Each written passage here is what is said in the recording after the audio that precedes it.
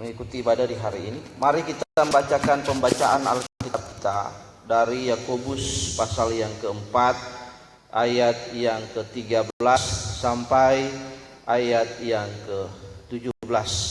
Demikianlah bunyi pembacaan firman Tuhan. Untuk menghormati firman Tuhan yang adalah otoritas orang Kristen, hidup orang Kristen, mari Bapak Ibu, anak-anak, saya undang semua bangkit berdiri dan kita membacakan ayat ini secara bergantian. Saya akan membacakan ayat yang ganjil dan Bapak Ibu yang diberkati oleh Tuhan Yesus di hari ini boleh membaca ayat yang genap. Kita membaca bergantian sampai pembacaan kita selesai. Jangan melupakan Tuhan dalam perencanaan. Jadi sekarang, hai kamu yang berkata hari ini atau besok kami berangkat ke kota Anu dan di sana kami akan tinggal setahun dan berdagang serta mendapat untung.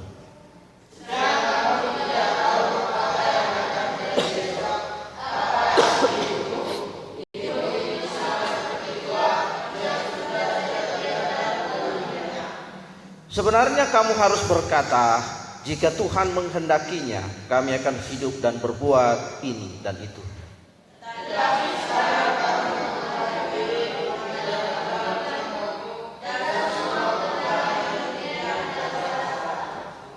Jadi jika seorang tahu bagaimana ia harus berbuat baik, tetapi ia tidak melakukannya, ia berdosa. Mari tunduk kepala, kita berdoa untuk pembacaan yang sudah kita lakukan. Bapa, kami berdoa dan mengucap syukur di pagi hari ini. We come to your presence, Almighty God, and tell how much we love you, God Jesus. We invite Holy Spirit, come to this service and give for us the spirit of understanding. Teach us so we can understand what we read in this day. In the name of Jesus we pray. Hallelujah. Amin. Oke Bapak Ibu yang diberkati, silakan duduk kembali lagi.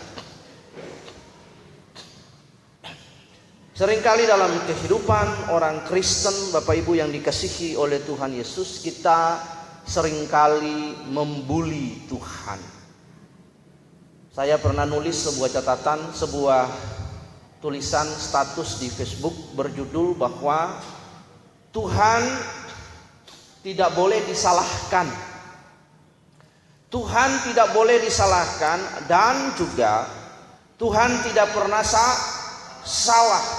Semua yang terjadi dalam kehidupan kita adalah pilihan kita dan keputusan kita. Kehendak bebas yang sudah Tuhan ciptakan tatanan itu kita pergunakan dengan salah. Karena itu setiap pilihan kita, tindakan kita dan keputusan-keputusan kita harus datang daripada manusia rohani yang sudah dewasa, sehingga ketika kita memilih, kita memutuskan. Karena Roh Kudus itu akan mengadvokasi kita. Roh Kudus tugasnya mengadvokasi kita, tidak merasuki kita seperti roh jahat mengkontrol kita. Tapi Roh Kudus every day stand beside us to give advice, untuk memberikan pilihan, memberikan nasihat, memberikan arahan, memberikan direction. Tetapi pilihan bagi kita adalah kita memilih. Itu sebabnya sebuah tawaran datang berkata kepada kita, choose for this day, pilihlah pada hari ini siapa yang kau ikuti. Ada banyak pilihan bagi kita. Nah, berdasarkan ayat-ayat yang kita sudah baca, Bapak Ibu dan anak-anak yang diberkati oleh Tuhan Yesus Kristus, kita melihat dalam pembacaan kita ini seringkali tidak sedikit orang yang memarahi Tuhan karena merasa bahwa keadaan buruk yang dialaminya terjadi karena Tuhan memperlakukannya secara kejam. Dalam persungutan tersebut tidak jarang orang menganggap dan menuduh Tuhan, bahkan membuli Tuhan. It's not fair Lord, it's not fair God, tidak adil. Pilih kasih dan Tuhan cenderung diskriminasi dalam hidup. Ini disebabkan karena kita melihat orang lain berhasil sedangkan kita sendiri dalam kegagalan dan keterpurukan. Harus kita akui Bapak Ibu yang dikasihi oleh Tuhan Yesus, bahwa tidak sedikit sukses karir yang dialami oleh seseorang merupakan hasil kerja kerasnya. Kita harus memahami kebenaran firman Tuhan secara proporsional dan secara komprehensif, harus jujur. Nah, seringkali kan orang Kristen memahami kebenaran Alkitab secara mistik. Dia mengabaikan tanggung jawab untuk bekerja, untuk menggunakan hand knowledge yang sudah Tuhan ciptakan, yang Tuhan taruh dalam kehidupan kita. Saudara mau ikut ujian tapi tidak pernah belajar bagi anak-anak didik di yayasan di tempat ini. Perhatikan, saudara mau ikut ujian tapi tidak pernah belajar. Lalu saudara berdoa secara mistis. Saudara berdoa, Tuhan, Roh Kudus, berikan ingatkan kepada saya pelajaran-pelajaran yang sudah saya pelajari. Roh Kudus akan berkata, gila ya, kamu tidak pernah belajar, bagaimana saya mau ingatkan kamu? Tidak mungkin. Karena seringkali orang Kristen memahami kebenaran secara berat sebelah. Dia menganggap bahwa semua dalam hidup ini adalah tanggung jawab Tuhan yang harus Tuhan lakukan bagi manusia. Hei, saya mau katakan pernyataan yang salah. Itu premis yang keliru sekali. Ada tanggung jawab kita untuk kita lakukan. Kita bekerja keras dengan tanggung jawab yang sudah Tuhan kasih. Di sisi lain Allah sudah menyatakan providensianya bagi kita. Karena itu kita tidak boleh memahami Allah. Kita duduk saja, kita tidak bekerja. Lalu akhirnya kita bilang, oh everything, Tuhan sudah akan lakukan segalanya bagi saya. Nih, ini pernyataan yang salah Bapak Ibu yang dikasihi oleh Tuhan Yesus Kristus. Kebenaran hari ini memaparkan kepada kita dalam pembacaan ini, bahwa kalau kita melihat ayat ini secara jelas, yang pertama berkata bahwa jangan melupakan Tuhan dalam perencanaan. Berarti manusia merencanakan segala sesuatu. Rencana, dia membuat planning, dia memanajemen hidupnya, pekerjaan-pekerjaan berdasarkan tanggung jawab yang Tuhan sudah kasih dengan keterampilan yang Tuhan sudah berikan di dalam hidupnya. Jadi ada dua peran di sini. Kita harus mengakui, memang harus mengakui sekali bahwa Tuhan sebagai pemilik kehidupan ini. Pemilik kehidupan, ayat ini tersirat menyatakan kepada kita Tuhan sebagai pemilik atas kehidupan manusia. Tetapi tanggung jawab manusia adalah bekerja dan bekerja. Tanggung jawab manusia, dia akan bekerja, tapi ada peran Allah di dalam tanggung jawab yang dia lakukan. Nah, seringkali kan kita memahami Allah secara dangkal sekali dalam perjalanan hidup kita. Oh, semuanya. Bapak Ibu, yang sering begini adalah orang-orang Kristen karismatik dan Pentakosta yang memahami Allah secara dangkal sekali, bahwa semuanya Tuhan akan lakukan bagi saya, sehingga ini mengabaikan tanggung jawab. Nah, kita perhatikan di sini ayat ini katakan bahwa hai kamu yang berkata hari ini atau besok kami akan berangkat ke kota Anu dan di sana kami akan tinggal setahun dan berdagang serta mendapatkan untung. Yang pertama, peran manusia itu sendiri. Anda tidak bisa lulus naik kelas kalau Anda tidak belajar bagi anak-anak yayasan di tempat ini. Perhatikan baik. Anda tidak mungkin mendapatkan gaji seleri jika Anda tidak bekerja. Bagi Bapak Ibu jemaat yang dikasihi oleh Tuhan Yesus. Karena itu tanggung jawab kita. Di sini dikatakan bahwa jadi sekarang hai kamu yang berkata, berarti ada rencana, ada plan, ada aksi, ada tindakan yang manusia buat. Nanti di dalam tindakan aksi yang manusia buat itulah ada Allah di atasnya. Karena itu yang pertama ayat ini menggambarkan, menjelaskan bagi kita bahwa ada tanggung jawab manusia yang harus dia kerjakan. Bagaimana dia memikir, dia bertindak, dia memutuskan segala sesuatu dalam hidupnya. Dia merencanakan. Saudara tidak bisa duduk saja lalu membiarkan Allah merencanakan sesuatu bagi hidupmu. Itu artinya kita mengabaikan etika dan tanggung jawab Kristen yang sudah Allah berikan bagi kita, Bapak Ibu yang dikasihi oleh Tuhan Yesus. Yang kedua, ayat ini juga menggambarkan tentang keterlibatan Allah. Setelah manusia memikirkan, manusia merencana, manusia itu membawa rencana itu kepada Tuhan. Dia bekerja kepada Tuhan. Artinya manusia punya peran aktif juga, dia tidak tinggal diam. Tapi di situ dia bekerja. Dia merencanakan, dia bekerja, baru ada Allah. Jadi dua-dua ini harus proporsional, seimbang. Kita bekerja dengan rajin, kita bekerja dengan giat, kita merencana, kita bekerja dengan tekun. Tetapi kita tidak mengabaikan Allah sebagai pemilik dari hidup ini. Katakan amin. Ini yang harus kita pahami dengan benar. Sehingga premis kita, sehingga pengertian kita sejalan dengan Allah. Allah kita adalah Allah yang bekerja setiap hari. Pekerjaan yang pertama yang dimulai oleh Allah adalah mencipta. ketika dia berfirman dan dia berkata, tercipta, maka tercipta. Allah kita adalah Allah seorang yang bekerja. Kristus juga seorang yang bekerja. Setiap hari dia bekerja, berjalan, berkeliling dan lain sebagainya. Tanggung jawab Kristen kita adalah bekerja. Tanggung jawab Allah adalah memberkati pekerjaan yang sudah kita putuskan, yang sudah kita rancangkan dengan baik. Ayat ini mendorong dan mengajar kita, Bapak Ibu yang dikasihi oleh Tuhan Yesus Kristus. Nah, tidak sedikit orang yang akhirnya, banyak orang Kristen yang membuli Tuhan karena persungutannya, karena dia mempunyai premis yang salah. Dia mengabaikan tanggung jawab hidup Kristen yang harus bekerja menghidupi hidup ini. Dia berkata, punya premis, oh Tuhan akan lakukan segalanya. God can do everything for me. Itu pengertian yang salah. Karena itu kita melihat bahwa kalau ada seseorang berhasil, sedangkan ia sendiri orang lain dalam kegagalan. Kalau saudara melihat orang lain berhasil, maka kita harus juga berpikir dan mengakui bahwa karena sedikit dari kesuksesannya itu adalah kerja keras. Itulah sebabnya ada ayat Alkitab berkata bahwa orang yang tidak bekerja tidak boleh makan. Allah menghargai orang yang bekerja keras, berjuang, fighting dengan hidup ini. Karena itu Bapak Ibu yang dikasihi oleh Tuhan Yesus, banyak orang Kristen membagikan kesaksian mengenai berkat Allah atas keberhasilan hidupnya. Misalnya dalam karirnya, tanpa mengungkapkan fakta. Maksudnya ia tidak menunjukkan bahwa dalam mencapai keberhasilan karir tersebut ia juga bekerja keras. Nah, seringkali kan banyak orang bersaksi dari mimbar, saya berhasil, saya sukses karena Tuhan. Benar, harus karena Tuhan. Tetapi ada tanggung jawab kita, yaitu bekerja keras sehingga kita bekerja keras mencapai keberhasilan untuk karir. Kemudian kita mengambil keputusan dengan penuh pertimbangan. Itulah sebabnya saya berkata bahwa Tuhan tidak boleh disalahkan sama sekali.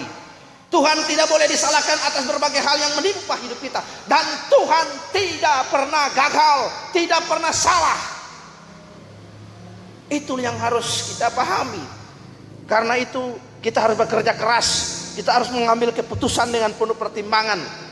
Kita harus menjaga kesehatan supaya masalah kesehatan tidak mengganggu perjalanan karir kita dan lain sebagainya. Yang disaksikan ialah bagaimana Tuhan membuat berhasil dalam karir, memuja-muja Tuhan atas kebaikannya. Nah, ini banyak orang yang sering bersaksi, oh Tuhan baik, Tuhan membuat karir saya sukses dan lain sebagainya. Tetapi fakta lain dilupakan. Jangan pernah lupa, harus proporsional dan harus seimbang. Bapak Ibu yang dikasihi oleh Tuhan Yesus, kita bekerja, kita merencana dengan giat, dan kita minta Tuhan untuk memberkati pekerjaan-pekerjaan yang kita lakukan. Kita menjaga kesehatan kita, kita memilih, kita duduk dengan matang, kita berpikir tentang apa-apa yang kita sudah kerjakan. Ayat ini berkata demikian. Dalam ayat ini, pembacaan ayat ini, dia tidak melupakan Tuhan dalam perencanaan. Setelah dia merencana dulu, dia punya aksi dulu, dia bekerja, dia memulai pekerjaan, dia melibatkan Allah dalam hidupnya.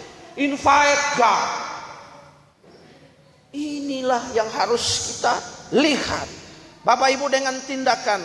Bapak Ibu, mari kita belajar bersama-sama, kita melihat hal ini. Kita harus mengakui Tuhan sebagai segalanya. Tampaknya kita tidak akan hidup. Dunia dan alam semesta dapat bergulir karena ditopang oleh tangan Tuhan yang maha kuat.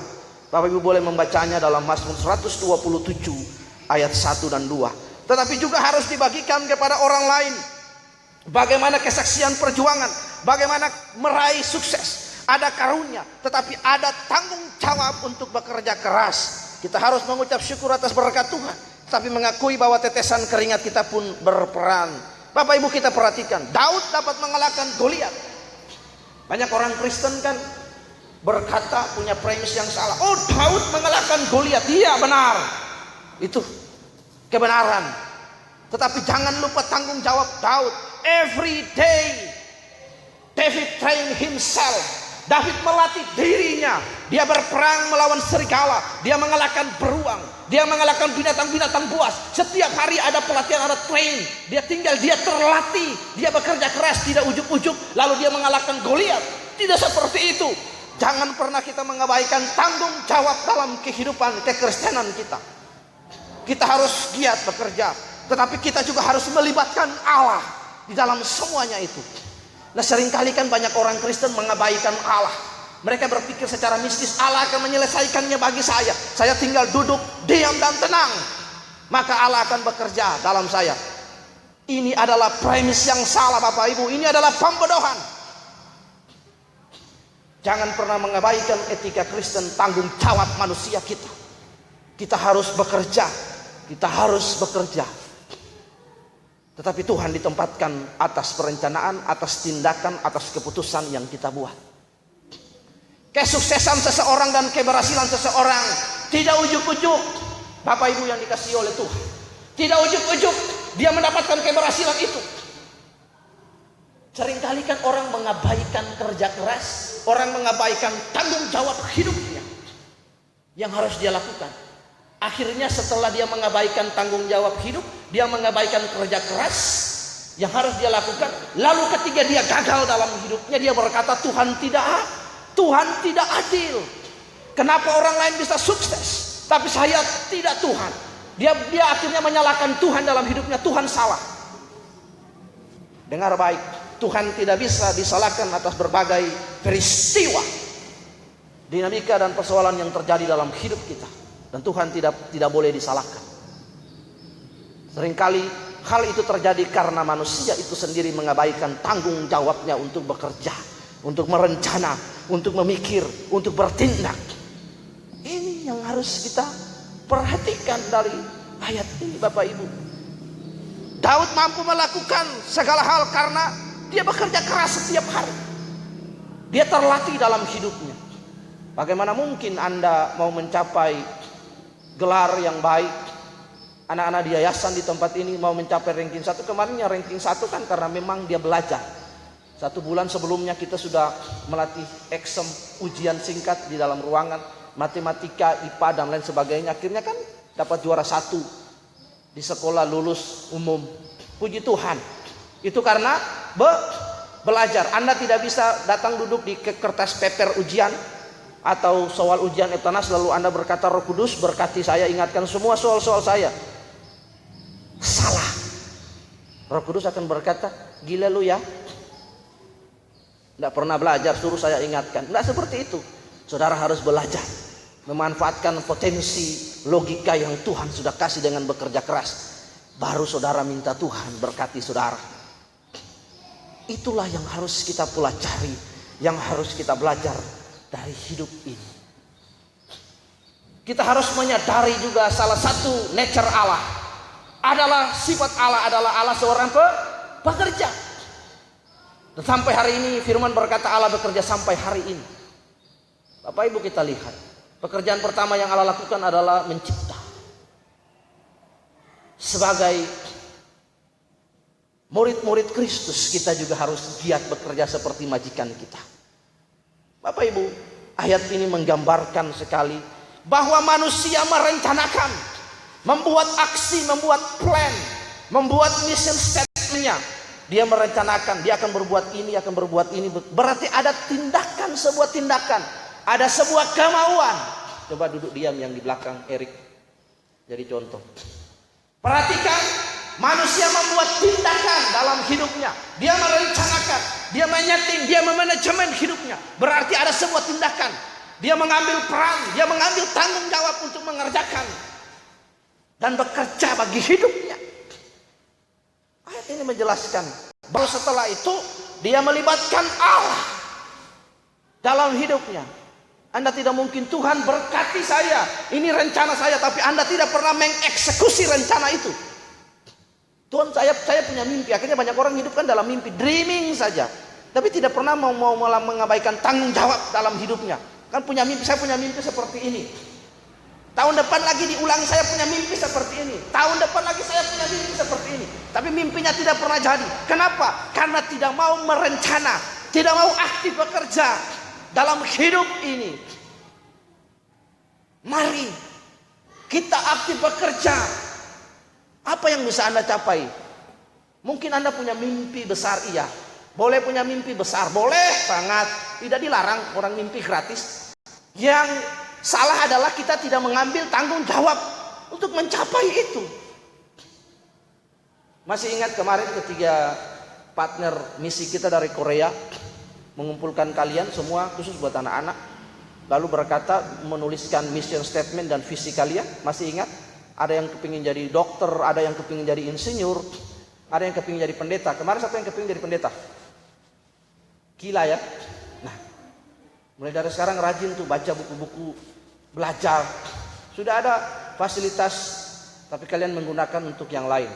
Nah, saya akan aktifkan lagi kalau kalian mau belajar. Wifi boleh digunakan, wifi kan di sini 24 jam. Tapi jangan digunakan untuk Facebook saja, digunakan untuk belajar, untuk hal-hal yang lain. Mari, punya mimpi boleh, tetapi bekerjalah untuk mencapai mimpi itu. Sederhananya adalah kamu belajar dengan sungguh-sungguh, supaya nanti kamu bisa UMPTN itu bisa masuk kuliah. Nilaimu mendukung, karena memang tanggung jawab.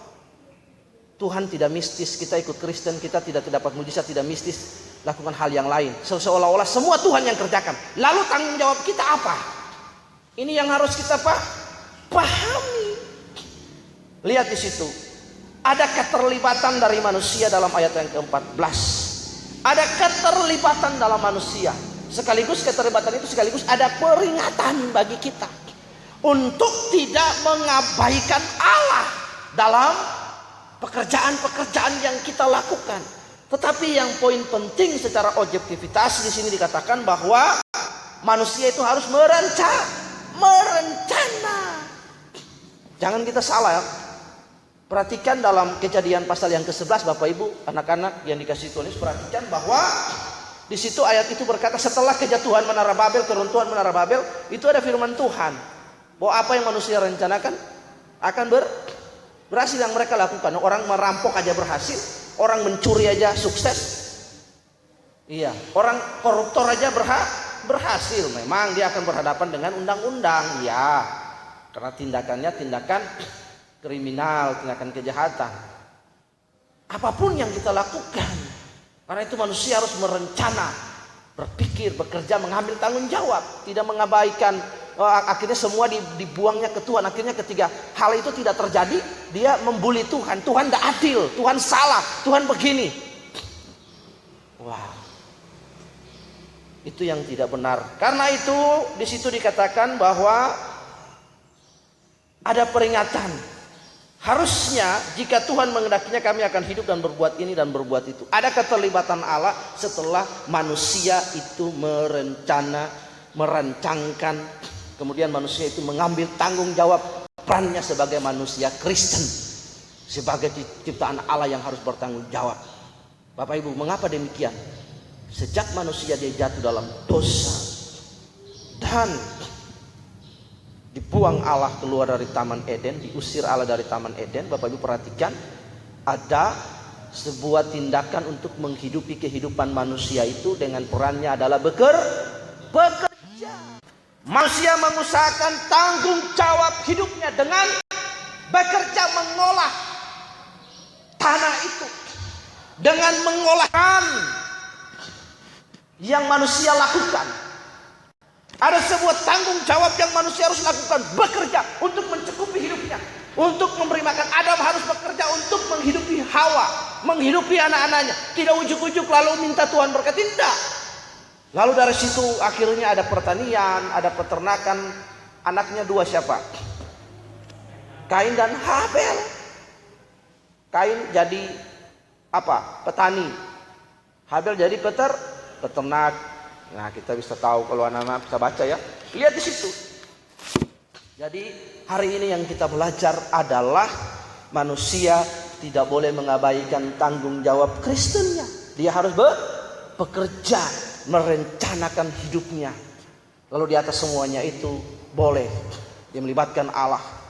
Jadi Allah tidak hanya memberkati orang yang duduk tidak merencana, tapi punya mimpi saja. Mimpi kali ini ya, enggak. Lihat hal-hal dan orang-orang yang sukses di dalam kehidupannya, adalah orang-orang yang suka berencana. Bapak Ibu lihat, saya ingin membagikan kisah tentang penemu pesawat terbang yang bernama Wright Wilbur Brothers bersaudara. Jauh sebelum mereka menemukan pesawat terbang itu, ada seorang profesor juga yang merancangkan pesawat itu, tapi dalam usahanya berkali-kali dia gagal, akhirnya dia putus asa. Lalu Wright Wilbur bersaudara ini akhirnya melanjutkan penelitiannya itu dan mereka akhirnya menemukan pesawat terbang.